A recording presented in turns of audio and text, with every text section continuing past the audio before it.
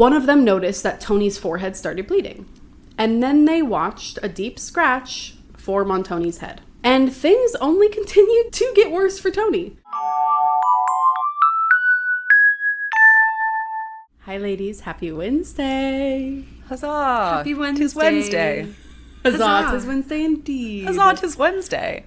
Wait, that reminds me of, Lindsay, your fun fact about the Ren Fair. Oh, yeah. I actually, I'm so excited about it that I put it in a script for something that I'm working on. This is, changing my life. Whoa. Did you all know, the ladies know because I sent them an article and made them read it, but You, the audience. the Renaissance Faire, the first Renaissance Fair was conceived by a woman during the Cold War who was in LA during basically the Red Scare, where anyone who was accused of or suspected of being a communist in the arts or in teaching or whatever got let go from their jobs. And so she got let go from her job and started teaching youth theater in Laurel Canyon. Shout out if you're an LA local. At the Botanicum? No, at Wonderland Children's Theater. Yeah. Wonderland Children's Theater, that area. But she realized these kids didn't have a really good education on the Renaissance times of Shakespeare and the things they were learning about. And she conceived of this whole Renaissance Fair as a way to both educate children, but then also help creatives find jobs who had been dismissed during the Red Scare, and created this whole sense of community and art. And I just was like, of course that's why something in me deep down loves this space, is because it was so curated for community and freedom of expression and art and education. Amazing. And there is such a rebellious air to the Ren Fair. There is. You know? And now it makes sense. And it's even more magical now. Yeah, it's so beautiful. Gosh, I love the Ren Fair. Ren Fair is awesome. So cool. I can't wait to go back. I know! Also, I do have a correction from 2 weeks ago. Oh. It was during my Mokele and Mbembe episode. I said that the Mokele and Mbembe was on a keto diet because they were vegetarian. I don't know diets, and keto is heavily meat. A lot of meat in their diet. I like how neither of us caught that. I was just sure. I thought keto was just high fat or something. High fat, high protein. It's tons of red meat and oat and yeah. I don't know. Oils? Yeah, high fat, high protein, but protein meaning meat. Because you're trying to send your body into ketosis. Yes. Yeah. Hence keto. Huh. So I feel really silly, and thanks to all who let me know. Appreciate it, and that's all. I'll get my diets right next time. And thank you so much for correcting. And you're welcome. There's that keto glow that we clearly don't know. True, the Mokele and Mbembe is glowing, but also I'm glowing. Brag, brag, brag, because I just spent an hour playing pickleball and I'm sweaty as fuck. I'm so sorry, guys. It was really brave to play right before we recorded. I gotta get my pickle in. I love it. Look. Obsessed, but I'm You look amazing. sweaty. You're glowing. Thank you. Like the McKelly and Thanks, Bembe. sister. You are. Yes. You know what else makes you glow? Wine. I think we should get right to it, because I think this is going to be a longer episode. I'm not sure. Okay. So I do think we should jump right in. You know what's good for after pickleball? A glass of wine. Yeah, look how much we know about nutrition. We're replenish your electrolytes with wine. With wine. Yes. It's Yes. amazing. It is also red. Look, so I have it's my perfect. water too. Oh, perfect. Here's the wine. This, I already think I know what we're doing. Do you? Or sort of what we're doing. It's called L'École, which means school in French. It's number 41, Columbia Valley Cabernet Sauvignon 2021. And just right off the bat, I'm thinking haunted school. I only know that it's scary because last night Sammy was writing her episode away from me, but she was quite literally screaming and gasping. Yeah, and I think at one point I cried. I think this is a scary episode. Oh my. I don't know what okay. you would think gasping and crying and screaming would be scary, but Jeez. Another Flower Fairies episode? They've got bite. I will just say there's a really beautiful sketch of an old school house type building on here. So it could also be any sort of haunted house, haunted building based on looking at that as well. I kind of have a guess too, but let's read the back. So, founded in 1983 in the Walla Walla Valley, L'Ecole Number 41 is Washington State's first artisan family-owned wineries. Is one of Washington State's first artisan family-owned wineries. Housed in the historic Frenchtown School, depicted on our label, we have earned international acclaim for producing consistently expressive and distinctive wines. This reputation comes from ideal growing conditions, mineral-rich glacial soils, mature, proven vineyards, decades of winemaking experience, and a dedication to uncompromised quality. Wow. Quality. Felt like there was more there. I thought there were going to be notes, but 7,000 there is not cases. notes, so I can pull them up separately. Thanks. I love it. Yeah, I'm going haunted school. I don't know of a specific haunted school, but that's my guess. What's your guess, Lindsay? I want to go like haunted housey house thing, and I might just Like leave it as Amityville? at haunted house, but I don't know why, but I got a flash of maybe Lizzie Borden or something like that. Maybe just because of the era of that schoolhouse. I don't know. I would love that. I just don't think it would elicit that reaction from Sammy. It doesn't sound like it's scary Like, it's enough. creepy, but it's not like that. Unless she discovered something. You know who killed them? I figured it out. No. I am dying, and I meant to tell you, ladies. I hung out with my friend Alex last night, and we were walking around talking about, it was Fuck, Marry, Kill, Ancient Greece, Ancient Rome, and Ancient Egypt, and we can answer that question at any time. But we were talking about the pyramids, and Alex was like, there are still so many mysteries surrounding it. And Alex goes, I didn't prompt. Alex says, you know what? You probably would be the person to say that you can solve them. And I would believe you. And I was And like, boy, wait. is he right. Does he listen? He fully was like, I think they should give you the information on the pyramids and let you figure that out. And I was like, you have no idea what this will mean to Sammy and Jesse when I run to tell them tomorrow. I'm dead. That's so funny. And honestly, yeah. It was- So get on that. Add it to your list. Honored. Yeah. I'll add pyramids to my list. So if you didn't figure out anything new about Lizzie Borden, I'm going to go haunted house. Sounds good. Great. Haunted house, haunted school. Well, shall we pour some lore and find out? Yeah. Pour some lore. I'm going to go get me a Spindrift. Yum. Yeah. What flavor? Pineapple. And I'm going to put some coconut water in it to make sure my electrolytes are high. Yum. Like a little I pina love that. colada. It's like a mocktail. Yeah, yum. I love that. It's a 2021, in case you were wondering. They put on the cork and the bottle. I needed you to know we are not yearless. Ooh, juicy. That's a smooth cork. Beautiful. Shall we cheers, ladies? Cheers. Whoa, strong smell. Yeah. Ooh. Ooh, that's smooth. Oh, that's delightful. That's lovely. It has like cherry or blackberry. Yeah, I don't know why the word that came to mind was chicory. I don't really know what that means. Ooh. But I can feel that. It's like a spice? It has a spice. I feel like maybe like a pepper. Yeah, some sort of peppery. This, oh my God, this Plum? is like smooth sipping. I feel like I would drink this in a quiet corner of my spooky manor as the candles are lit. Yeah. And I have just picked out a book. It feels like a reading book type of red wine. Yes. Maybe like it's raining out. Yeah. There's like a scream down the hall. And you're like, I'm going to take a sip. That is so good. That's delicious. That's like a 9 for me out of 10. Wow. I would say 9.5. Yeah, that's great. That's delicious. Hit us with the notes, Linz. Oh, wait, how's your mocktail? Give us the notes. Oh, my mocktail's delicious. Notes of coconut water and pineapple with some ASMR ice. Can you hear that? Ooh. Everyone loves ice. Well, were we right? All right. Or were we right? You were right. There's much more going on than anyone would have guessed in this as well. I love what they've described as their notes. So, Ooh. layers of dark fruits, cocoa, thyme. Yeah. There's your herb. About to say time. And espresso, Yeah. chicory. I can don't get know. that. Yeah. Accented by subtle hints of lavender. Also showcases blackberry, cassis, and herb flavors, leading to a flavorful finish supported by fine tannins. And then I did hold back one note because I think it's so funny for what this wine actually is themed as. Graphite. Sunshine. Oh. Like a A pencil. school. Yeah. Oh, that's fun and that on cute? theme. Also, That's really I cute. get lavender. A hint. I don't know that I do. I think maybe that's been planted in my brain, I so I'm agree like with that. trying to make it make sense. But I do think it makes sense. All right, great. More power to you.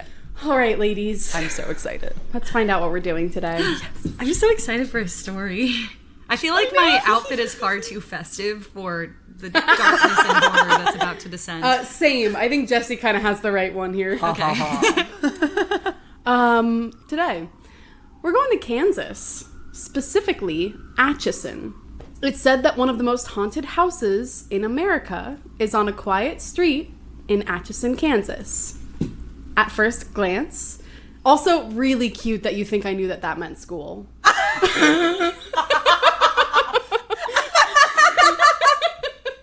I did know it was a school because it says it on the back and it looks like one. But really, really cute and sweet of you. Sorry, didn't everyone take French? No. Spanish. Escuela. Say whatever. Anyway. Escuerda? Escuela. I heard you say Escuerda, and I was like, Escuerda. Yeah. Look, she took French, it's fine. Yeah. French is failing me. wow. At first glance, the small Victorian home doesn't look like anything special, and most likely, without knowing anything about this house, you would walk right past it. But according to legend, a young girl was rushed there in desperate need of emergency surgery and died on the operating table. Oof. Her name was Sallie. Years later, strange things would happen in the house, phantom footsteps, laughter, shadowy figures, and much more. Soon, this house would be known as one of the most haunted houses in America, the Sallie House. I'm so excited. That's a creepy name. I've never heard of this. I've never heard I'm of it so either. excited. Yay! Wait, it was used as a hospital? We'll get there. Oh, okay. Yeah. You don't want to explain it all up front in your story. I did start, so I was going to do this as a mini Mystery Monday, not realizing there was so much about it. And I was like, you know what? No, we're doing this as a full story. Mini Mystery Monday is on our TikTok, by the way. It is. We tell a little mini, like 30-second minute story. And this one is not a 30-second minute story. Oh my gosh. Oh, I thought you were going 30-second, like, minute, like a half an hour story. No, 30-second or 1 minute. I was like, what? No. Yes. But what is interesting about this place is that after decades of research, no one has been able to prove that there was even a little girl that died there at all. So what's haunting this house? Is it really the ghost of a child, or maybe something much darker? Oh, we're Today, gonna go back I'm gonna walk to the through debate. doors. Do demons pretend to be children? I think so. Today we're walking through the doors of this house. And as I mentioned, it's in Atchison, Kansas. And Atchison used to be home to the Kansas Indians. And their abandoned village was explored by Lewis and Clark in 1804. And then in 1854, so like 50 years after Lewis and Clark, men crossed the Missouri River and staked a town site, which they named after a Missouri senator, David Rice Atchison. Wait, sorry. They stumbled upon an abandoned village? That's what it says. That's horrifying. A little bit. Push them west. That's true. Look, yeah. You're right. So, Who it was knows? 50 years later.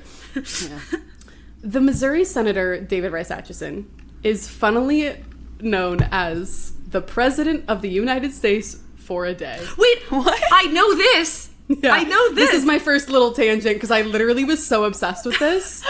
It's alleged, but he still gets the name. And I guess there was like a scheduling issue or something where the presidential terms would end and begin on noon on March 4th, but that happened to fall on a Sunday.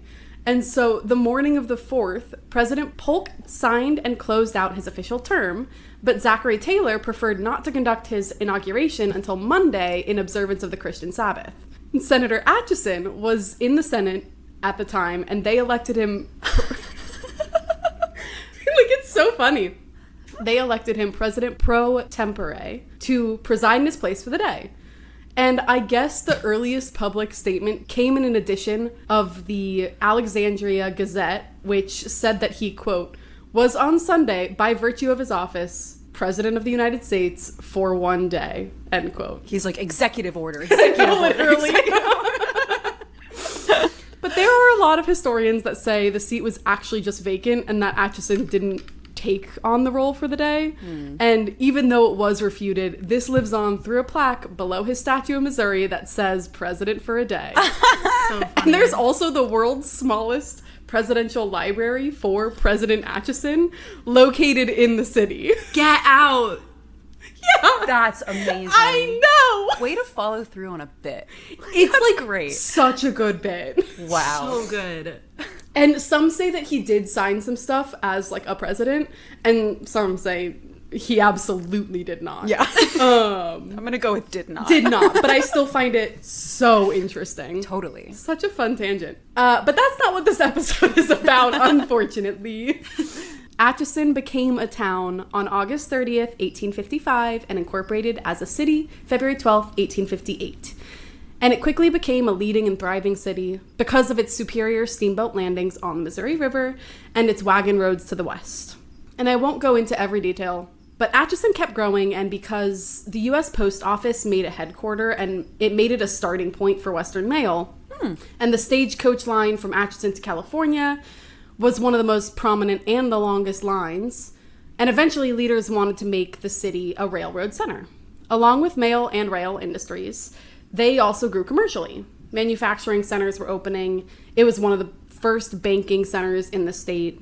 And there were some people that came from Atchison that helped get the city's fame more and more popular. I got really into the history of transportation recently in that, sorry, I know No, I I'm a love meme it. of myself. I know, but You this do is not how I'm have going to to be be able to sorry. solve the historical mysteries. I know, and I love It's it. true. It's so endearing. But I think what's fascinating about it, especially in like the 1800s, is that so many towns like popped up and rose and completely fell based on where the transportation was going. So like once the railroads came in and beat out the stagecoach lines, all the towns on the stagecoach kind of fell away. This actually, it did start after I watched Cars. Because Route 66 versus the highways. And then I was like, oh, what are other types of routes and transportation in towns that got sort of bypassed by industry? And they're all over. It's fascinating. It's so interesting. Can I share my fun fact about transportation now? I love this so much.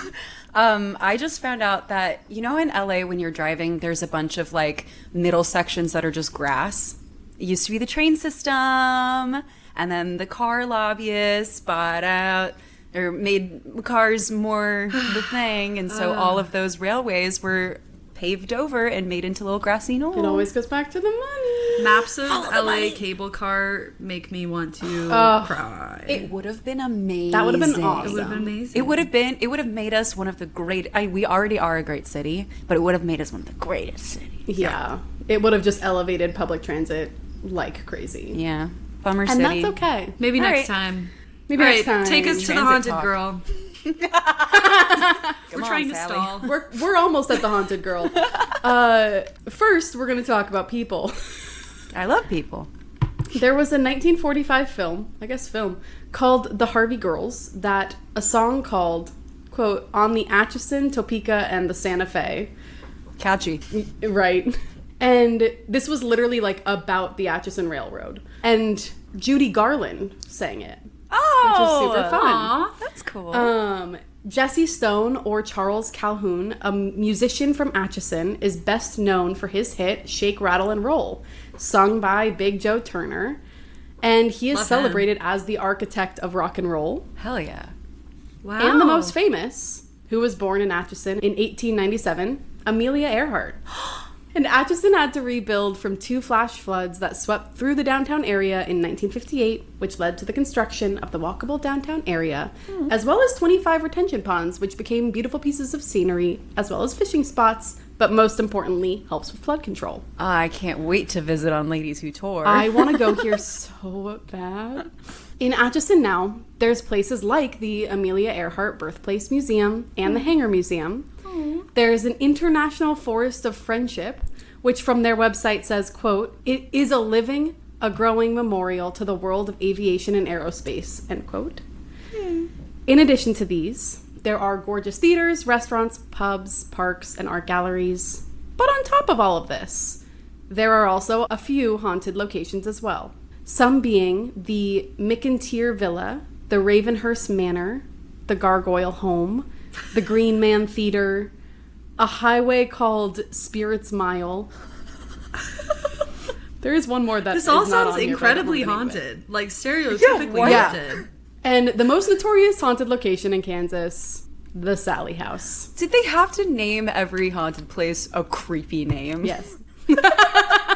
Like, were they named creepy and then they became haunted? When I get to all the other episodes, I'll let you know. I feel like if you name your house like Ravenswood Manor, Yeah. it's gonna be haunted. Come on, you're welcoming ghosts. Get out of I here. love it so much. All right. The Sallie House was built in the mid-late 1800s between 1867 and 1871 and located at 508 North 2nd Street in Atchison, Kansas. The house was built by Michael Finney, who died in the home in 1872, shortly after its construction. Oh. And then the house went to Dr. Charles Finney, his son, who was one of the few doctors in Atchison. And legend says he would conduct his practice in the front room of his home, some say the basement, and his family lived upstairs. Although it was common for emergency operations to be done at their homes, even if his practice wasn't based out of his home, which it's debated if it was or wasn't. So an emergency would make sense. But Atchison didn't have its first hospital until 1914, so most likely, in my opinion, probably was out of his home. And that's when we get to Sallie. Sallie's mother pounded on Dr. Finney's door, and he opened it to a mother and a roughly 6-year-old girl who collapsed from extreme stomach pain. And after quickly realizing it was appendicitis and close to rupturing and could be fatal if it did, he laid her down and administered anesthesia. Although he thought she was about to die, so he made the decision to start the operation before the anesthesia fully kicked in. And as I'm sure you guessed, Sallie screamed before becoming incredibly quiet, and her body became very still and lifeless. Some legends say that her mother was so mad that she attacked the doctor and he killed her too. There's no proof of that, but maybe. But it's said that Sallie has still not left the house after her death. And I tried to trace the history of what happened to Dr. Finney after this, and it seemed like his family just became too big and he ended up moving, but it was hard to confirm that. And it seems like there was also a few owners after Dr. Finney, but the one we're going to go to is the young couple that moved in 1992, Deborah and Tony Pickman. They moved in, and that's when things started to get interesting. Deborah and Tony were actually interviewed on a Ghost Adventures episode. And yes, another time I'm mentioning Ghost Adventures because I saw this years ago and I loved it. Hell yeah. And Tony had said about 2 months after living there, quote, "The lights started turning off and on by themselves. We would come downstairs in the morning and our photos on the wall were turned upside down and one of them was shattered," end quote. There would be encounters with his dog, cold spots, dropped calls. Their dog would often bark specifically where the nursery was going. And when they had a baby, it got worse. And a lot of this information comes from US Ghost Adventures, and Oh, I love that website. it's addicting. Yeah. They are incredible. Yeah. And Deborah actually wrote a book about this as well called The Sallie House Haunting, A True Story. And I did get it, and I'm not finished with it. But Wow. Okay, research. so if anything changes from the book, I'll correct it later. But one day, they came home and went to put the baby to bed in the nursery, but when they walked in, they found all the baby stuffed animals in a pile on the floor, instead of where they were originally on the chair. They thought someone broke into their house, and they searched and didn't see anyone, so they put the toys back, put the baby in the crib, and went downstairs. As they were going downstairs, they noticed the nursery light come back on, and they found one of the teddy bears on the floor. Convinced they made it up, they put the bear back, turned off the light again, and went downstairs. A few minutes later, they peeked in the nursery. The light was off, but the bear was back on the floor. Eventually, they called over Tony's brother, Larry, to check it out. And while he was there, nothing happened. And for a while, and after checking out the nursery again, they went downstairs and noticed that a teddy bear was downstairs, now facing a different way. Which, obviously, they were spooked. So they left the house that night to go stay at Tony's mom's house. They noticed that electronic toys would turn on and off, and it said that one of them maybe the book will clarify this, but may have witnessed a musical mobile above the baby's crib turn on and play on its own.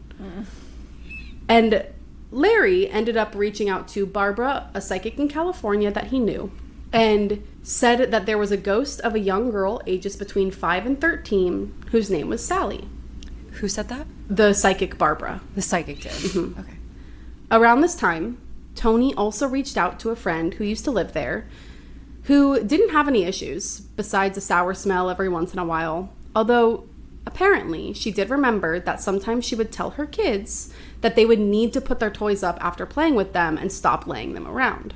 Stop leaving them lay around. Like, Yeah. Wait, I have a question. yeah. Sorry. I thought Sallie died at 6. ages, like, it's anywhere between, like, I think 5 and 13. Oh, okay. Yeah, I think... yeah, sorry. Okay. No, don't be. But the kids claimed that they didn't do that Sallie did. And like most people, the mom thought it was just an imaginary friend and she let it go. So now the Pickmans have 2 people that have claimed a Sallie was present in the home. So, the psychic did...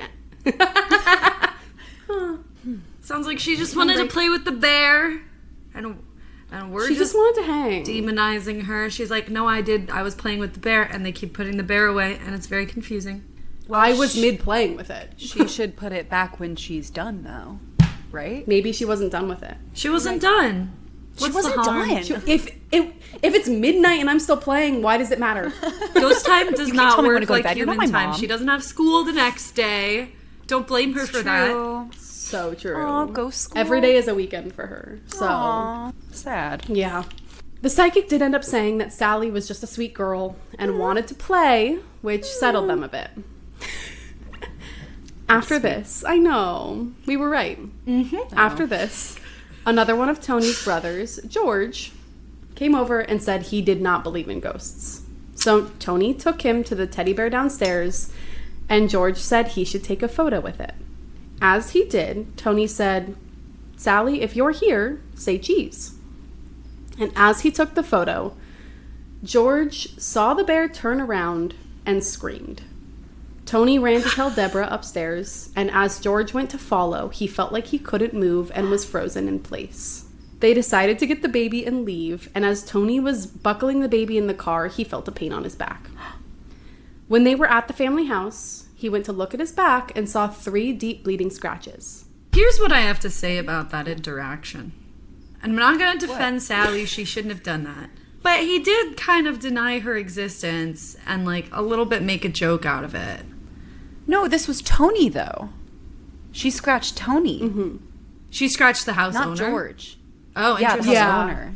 Yeah. Okay, George never is mind. the guy. I was She confused. should have scared George, and she did. But if we're That's assuming good. she's got the anger of a child, I get it. That's all I'm saying. Yeah, I get, like, it sucks. It's fair. tough. It's tough. They didn't sign up for that, and I'm sure it will get creepier.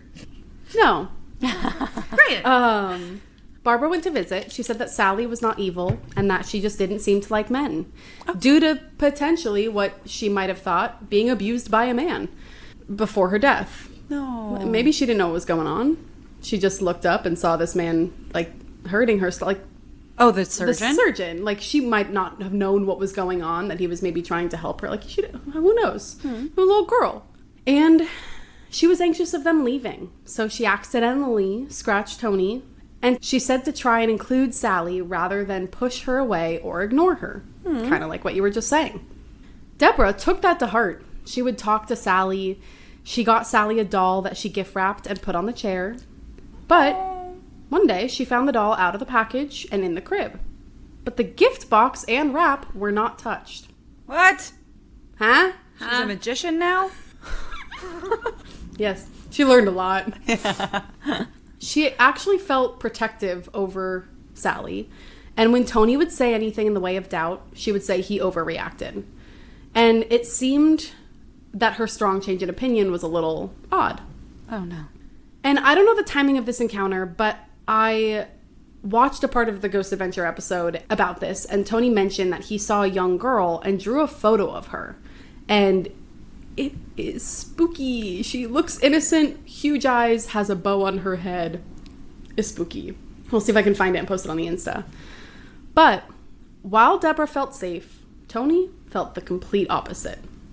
Tony would hear whispers, and over months, the voices got louder and louder to where he couldn't actually understand what the voices were saying anymore. He would hear scratches in the walls and felt like something was like nibbling at his toes. Deborah would just say it was Sallie messing with him and that everything was fine. Deborah, girl. I can't wait to finish her book because I need to know of like how accurate and intense these things were. Jeez. One night, they had some friends over, and while chatting, one of them noticed that Tony's forehead started bleeding. And then they watched a deep scratch form on Tony's head. Oh, no. But no matter what, Deborah was still saying Sallie was just messing around. And things only continued to get worse for Tony. He would have dreams where he was dragged out of his bed. He would wake up in a cold sweat with blisters around his wrists, around the size of a small hand. And in another dream, Tony followed a woman into an empty bedroom in their house. And when they talked to Barbara again, she said that there was another spirit of an authoritative older woman who she thought was harmless. But Barbara, I'm starting not to trust you, girl. then Tony woke up one night, and the older ghost, dressed in all black, was hovering over him. The room started shaking, and she threatened to kill him. And then, as she went to strangle him, he woke up in bed. And Deborah heard nothing. I'm crying.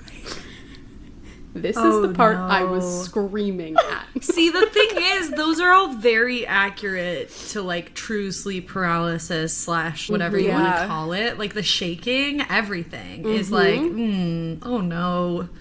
Waking up and then waking up again. Oh no. Yeah. That's horrifying. One thing they noticed was that the baby was walking in the middle of the night and screaming, and not in, like, a normal baby cry type of attention way. And then Deborah started to hear a toy in his room play loud static that didn't sound normal, which, when closer to the baby, it was hard for Deborah to start overlooking these things. Another issue they noticed was that candles would light themselves on fire, and Deborah would tell Sallie that she could burn the house down if she did that. Oh, I thought she was giving permission. No, warning her like, you can hey, burn the house down. Don't do that, you'll burn the house down. Deborah's really permissive in this. Yeah. Deborah's really supportive. Wow, there would some boundaries. Some boundaries need to be drawn. Boundaries. I agree. And she tried, but it continued. And eventually, other items would catch on fire. One being an oil lamp and a teddy bear. Yeah. And these stories ended up reaching all across the ghost community, and a show called Sightings reached out, and the Pickmans agreed to let them record. Within minutes, they started seeing things. Tony was scratched in front of them, and they saw MC was scratched onto Tony's back, which they then connected the letters to the original owner, Michael Croman Finney. Whoa.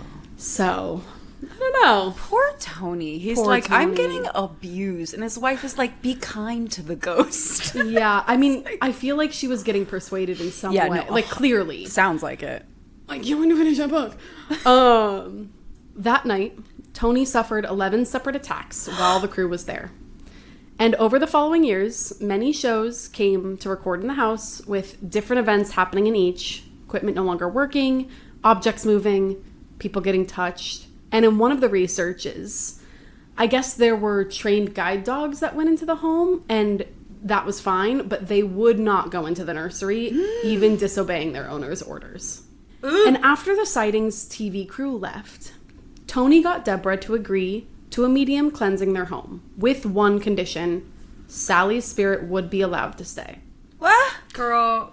Sallie's the problem, though, no? Just cleanse the home. Unless it's the older woman, or just cleanse the home anyway. Just cleanse it's not gonna hurt them. Just cleanse it. Just cleanse it. Oh my lord. Although the cleanse didn't work, shocking. You can't semi-cleanse. You have to cleanse. Sorry, I'm emotional.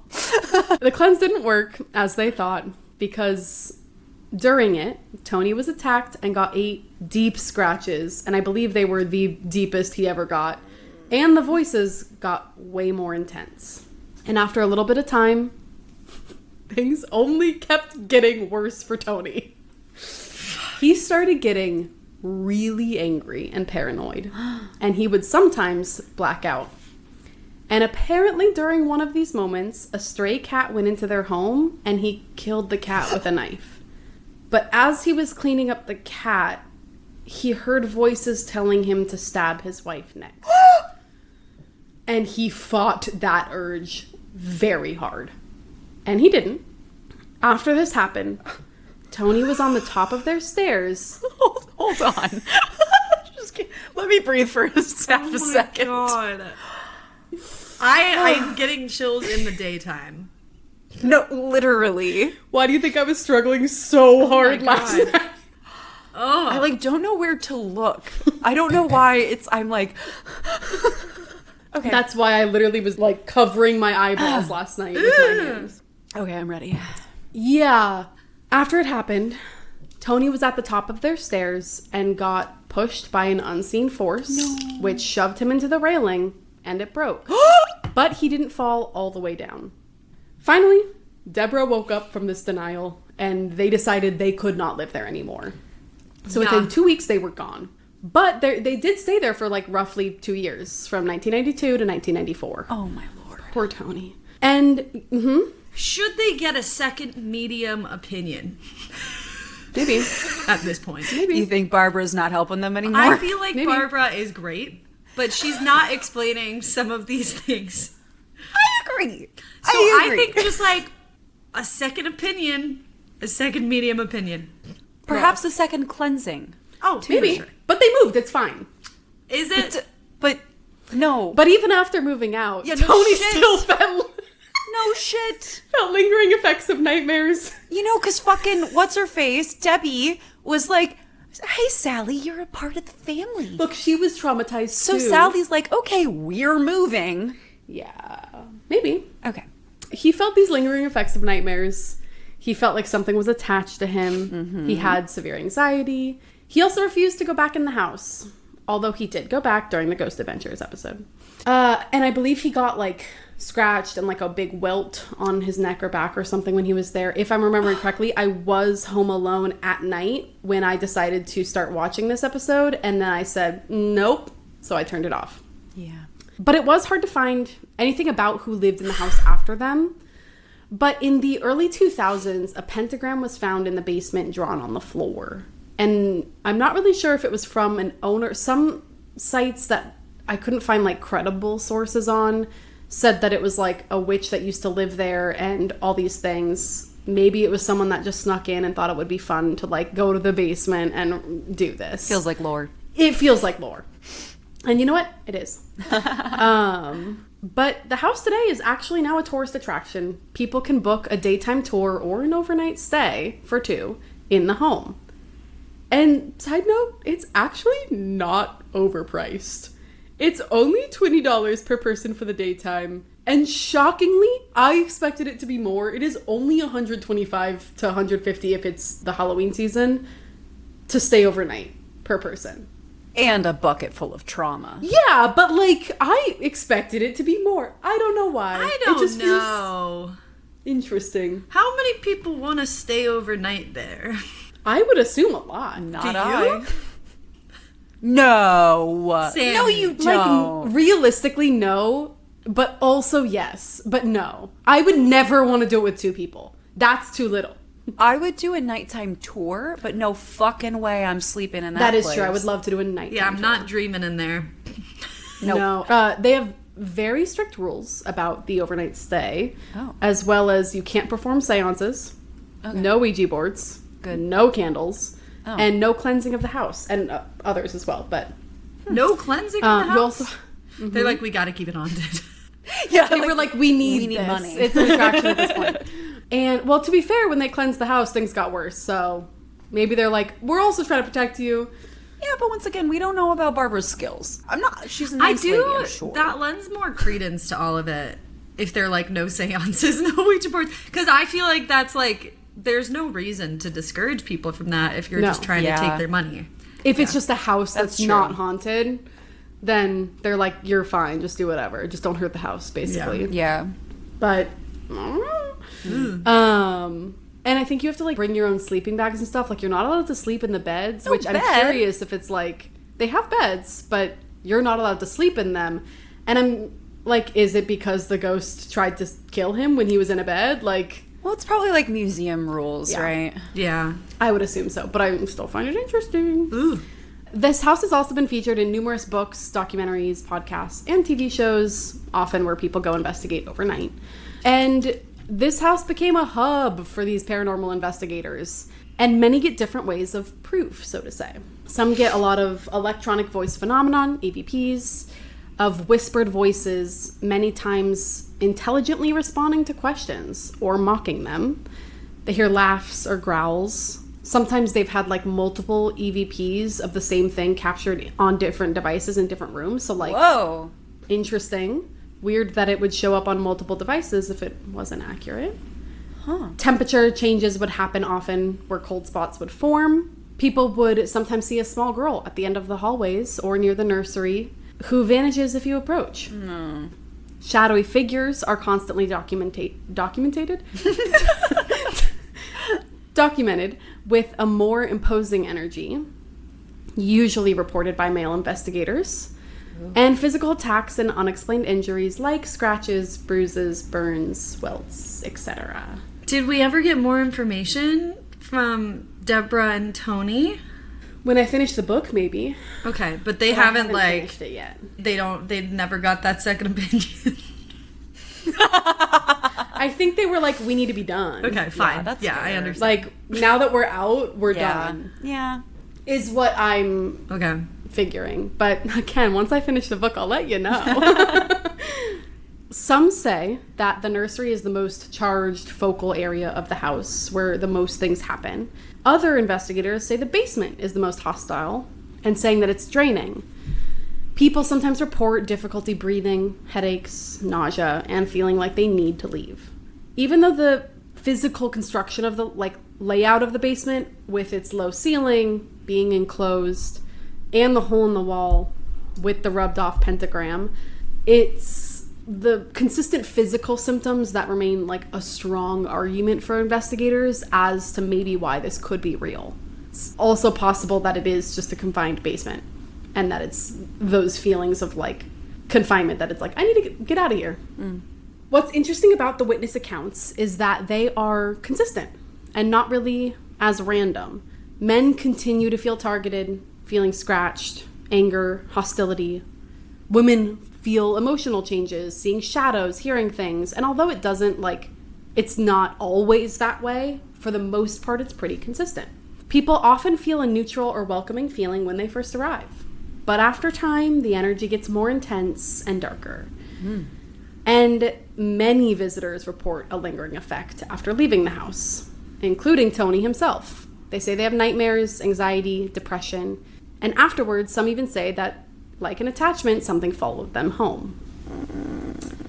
Some say the effects of visiting the house were worse than anything that actually happened while being there. And even some skeptics have gone into the house and left shaken, like George. And all of this has helped to create this reputation that the Sallie House is one of the most haunted houses in America. But it is interesting since the legend is so popular, but the documentation remains so minimal. Extensive research of records and census data still fail to identify a young girl named Sallie, which is a huge thing for the skeptics. That's wild. And that brings me to the theories, which, yes, we are almost done, I promise. No, oh my gosh. I want to live in this anxiety. No, this feels good. I like it. I'm happy here. I do actually. I want to know the Continue. theories very badly. I have so many questions Yeah. about, like, what do you think they Fair. want? I mean, I'm sure you can guess them. They're skeptics, and with any paranormal thing, there are people who will never believe that it can actually be paranormal. There are people that think, since there is no proof of documentation for Sallie, that it was fabricated by locals to draw tourists to Atchison. Some argue that the power of suggestion is maybe the biggest thing, where people come expecting something paranormal, so subconsciously they interpret things that way. Especially with an old house, they have creaky floors, could maybe sound like footsteps. uneven foundations add more sounds to the house, and temperature changes, which can cause cold spots. Some say the environmental factors of low frequency vibrations can be said that people can feel uneasy, hallucinate, and get anxious. People also say carbon monoxide was an explanation for the fear, the dizziness, hallucinations, the headaches. Although it doesn't explain the scratches and the responses people get. And some skeptics say that it could just be like put under a lot of stress and sleep deprivation that can cause this fear and this belief. But there are others like me, and I won't speak for y'all, who believe that this could be something paranormal. There might be a little girl named Sallie who lives there now and is maybe a man-hating ghost and targets men. Maybe people think that Sallie is not actually a young girl, but like we've talked about, could be a demonic force that is pretending to be an image of a girl to lower your defenses. Some say that maybe because it was Kansas Indian land prior, maybe that specific location had something bigger happen there and it was haunted to begin with. But no matter what it is, whether it's real or not, belief plays a huge role at the Sallie House. Because people who believe that it's haunted may be more aware of these subtle little things and interpret moments as paranormal, versus a skeptic who might just dismiss it or not notice paranormal moments and rationalize it. But to wrap it up, more than 30 years after the Sallie House became famous, the questions still remain. Did the little girl named Sallie really die there? Are the stories of scratches, apparitions, and unexplained videos of evidence real? Or is it all just a legend? The truth is, no one knows for certain, and sometimes legends don't persist because they're proven true. They persist because they speak to something deeper. Our fears, our curiosity, and our desire to believe that maybe, just maybe, there is a house that went from an ordinary residence into one of the most haunted houses in America. And whether that was caused by a ghost of a little girl, a darker, more sinister presence, or just the power of storytelling, maybe that's the greatest mystery of all. Ooh! The Sallie House! Ooh. Oh my gosh, good, Sammy. Good job. Jeez Louise. Want to know. Haunted houses are crazy. I'm so glad you did one. Yeah, I always just feel bad that like this young couple is like buying a house for the first time, and that's like not a nothing expense, obviously, even back then.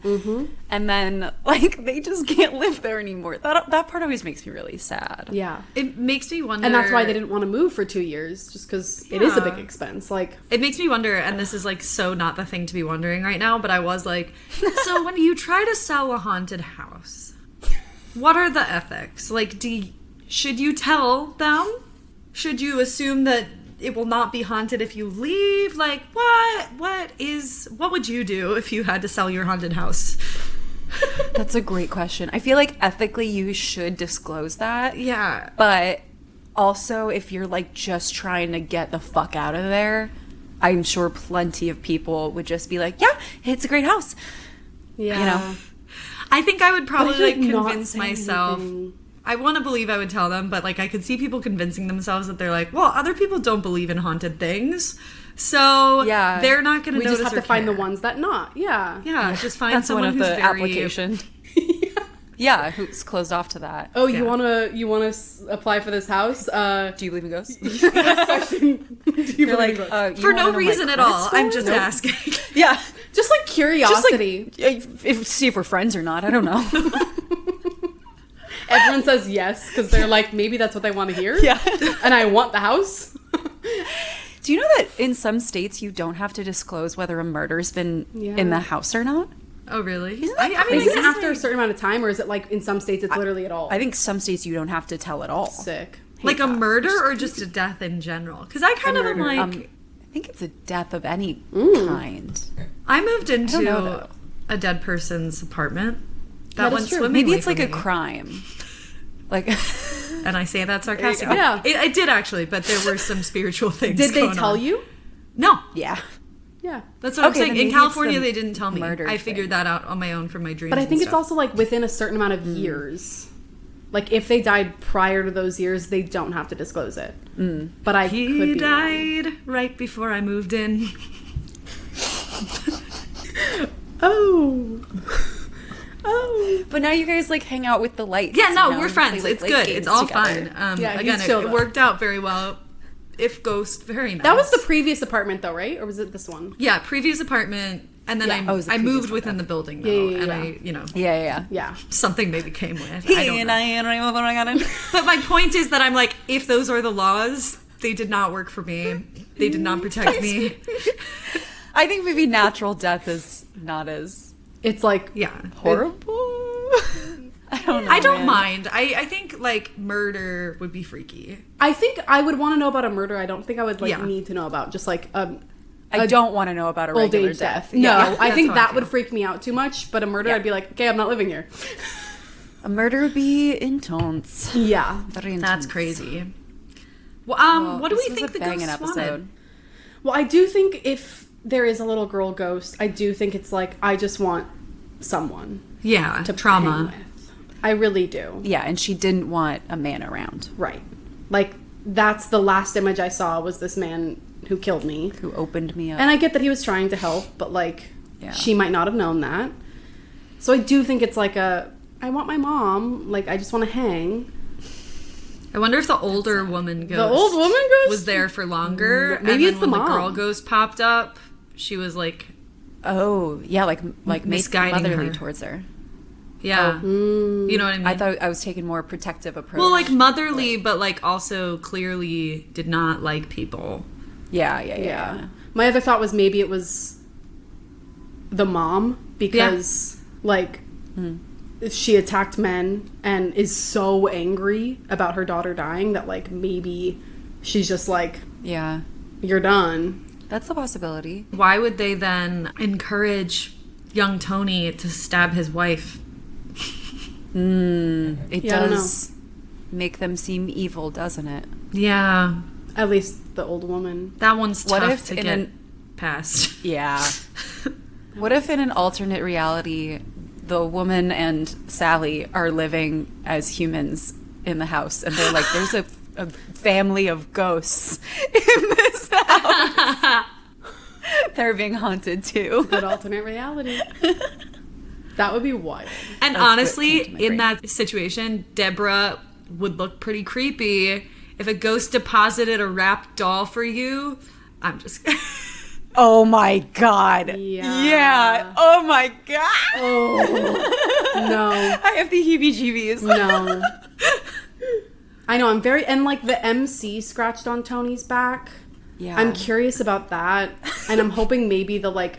I don't know, maybe the book has more info. They were just trying to like guide him towards a different career. They're like, you would be such a good MC. You should do bar mitzvahs. I don't Maybe. know. Something tells me that doctor was more dubious than perhaps history remembers. Maybe? Methinks. It seems like it, doesn't it? That being the only Anyways, initial. shall we sing? Yeah. Yes, Let's sing, shall we? I think we should sing in the way of we are Sally and we just want to play. Okay. Okay. 3, 2, 1. Ladies who lore. No, I don't like it. No.